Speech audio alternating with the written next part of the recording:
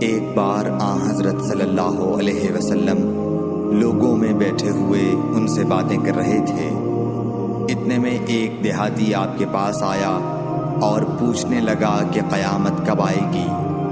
آپ صلی اللہ علیہ وسلم اپنی گفتگو میں مصروف رہے۔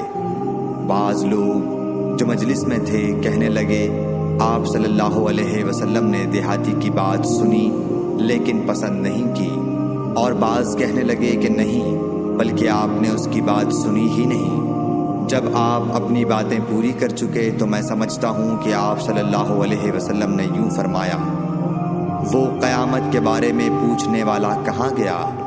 اس دیہاتی نے کہا، حضور میں موجود ہوں۔ آپ نے فرمایا کہ جب امانت ایمانداری دنیا سے اٹھ جائے تو قیامت قائم ہونے کا انتظار کر۔